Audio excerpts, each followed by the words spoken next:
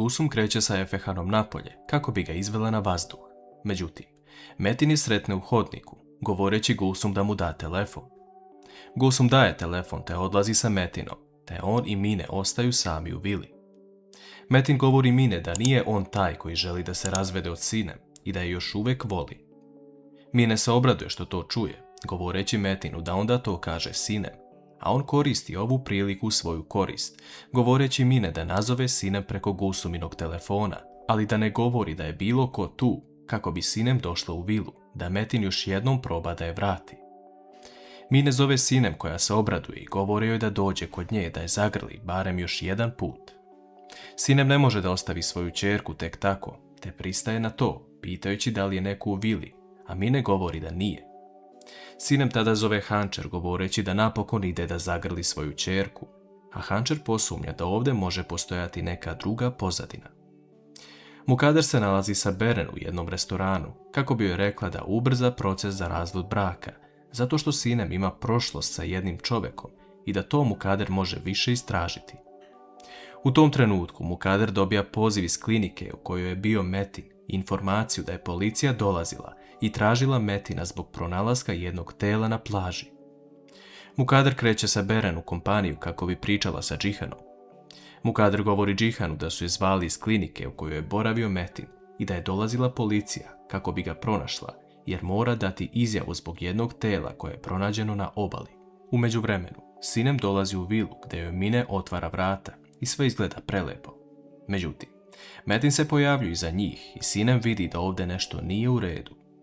Metin je sarkastično pita da još jednom pokušaju zbog svog deteta, a Sinem se okreće Mine, govoreći da to ne može uraditi. Metin tada postupa ljutito prema Sinem, govoreći da ona kako god jedva čeka da se okrene i ode od svoje ćerke i da napusti vilu. Sinem tada staje ispred Metina, govoreći da nije više ona stara Sinem koja ga se plaši, a Mine odlazi u svoju sobu jer ne može ovo više da sluša. Sinem govori Metinu da se vrati onaj stari Metin, sve bi bilo u redu, ali kakav je to čovjek postao kada sada koristi svoje dete zbog njegove koristi i ponaša se tako. Hančer kreće ka vili i ugleda Gulsum koja šeta Efehana. Ona je pita da li je ostavila Mine samu, a Gulsum govori da je Metin uz nju. Hančer tada govori Gulsum šta se desilo, te one kreću ka vili, ali vide da su vrata zaključana.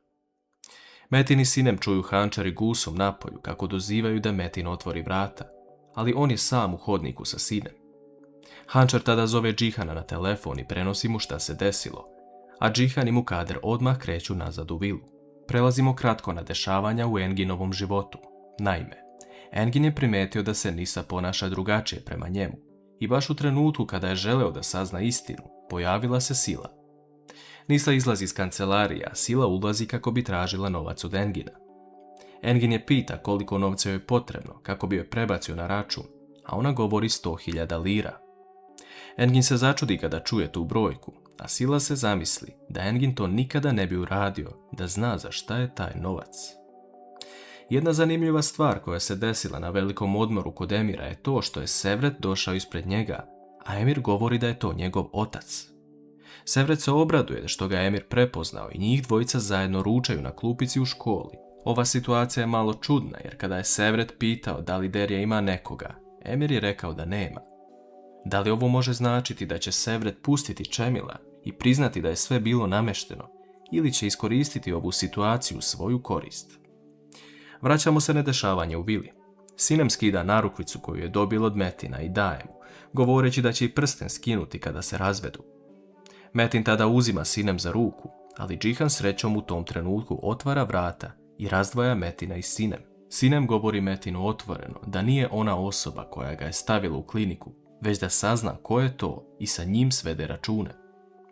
Džihan, Hančer i Sinem odlaze napolje, a Mukader ostaje sa Metinom, govoreći da ova žena mora što pre izaći iz njegovog života. Metin tada ne dozvoljava svojoj majci Mukader da mu priđe, jer zna da je ona kriva za sve što se desilo, ali da li će to priznati?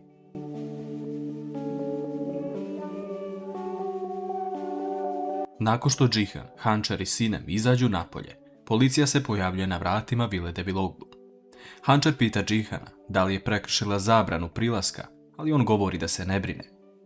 Policija traži Metina kako bi došao na saslušanje u stanici. Džihan ih odvodi u kuću gdje Metin stoji ispred Mukadera i govori mu da je policija došla kako bi dao izjavu. Gulsum u međuvremenu odlazi kod Mine u sobu i vidi da nije u najboljem stanju. Ona to prenosi sinem i Hančeru, govoreći da je policija privela Metina i nada se da se neće vratiti jer bi se svi rešili muke. Sinem bude žao nakon što čuje da je Mine u takvom stanju, te govori Gulsum da je poljubi za nju. Emir se vraća kući i donosi majci poklon koji joj je Sevret poslao. To je jedna ispletena ruža koju je Sevret ispleo u zatvoru, a ispod nje se nalazi broj telefona. Derje shvata da je Sevret opet spreman da dođe do novca na bilo koji način, ali da vidimo šta će se desiti ovdje. U policijskoj stanici komesar pita Metina da li poznaje čovjeka po imenu Tajfun. Metin se odmah prisjeti loših dana koje je proveo sa tim čovjekom u klinici. Taj čovjek mu je priredio nezaboravne trenutke u lošem smislu, koje Metin nikada neće zaboraviti, ali još uvijek ne znamo šta stoji iza ovoga i da li je Metin to uradio. Komesar mu govori da su ga pozvali na saslušanje jer je on posljednji poziv obavio sa njim na telefonu, ali Metin govori da je bio u dobrim odnosima sa Tajfunom i da su se povremeno čuli. Ipak to nije istina, ali Metin pokušava da prikrije i ovdje svoje odnose. Komesar govori da je razgovor završen i da će pozvati Metina ako im još bude potrebno više informacija. Engin dolazi u Nisinu kancelariju, ali tamo sretne drugu devojku koja je došla kao stažista. On pita gdje je Nisa, a ta devojka odgovara da je Nisa premeštena na drugo radno mesto, kao što se Engin usaglasio sa tim. On kasnije sreće jednog zaposlenog, pitajući gdje je Nisa, a on govori da je Nisa sama tražila premeštaj i da je rekla da se Engin složio sa tim. Engin nailazi na Nisu pitajući da mu objasni sve što se desilo, a ona počinje da traži izgovore. Engin kasnije odlazi sa Nisom u park i ona mu priznaje da nije lepo da ona bude blizu njega dok je pred razvodom braka. Engin se nasmeje govoreći da ga ne zanima šta drugi misle, već šta ona misli. Sinem priča Hančer kako ne može više da se nosi sa Metinovim ponašanjem i da je sreće da se vratio kao onaj stari Metin koju je voleo beskrajno. Hančer tada govori sinem da je Metin pokazao trag ljubavi prema njoj dok je bila u bolnici i da to može značiti nešto, ali sinem ne želi to da prihvati, govoreći da je jedan dan kao beli oblak, a drugi kao oluja. Hančer piše Gulsum poruku kako je Mine, a Gulsum odgovara da nije mogla doći do nje. U tom trenutku se Džihan, Metin i Mukader vraćaju iz policijske stanice, a Metin stoji i gleda u Hančerinu kuću, dok sa prozora kuće gledaju Hančer i Sinem.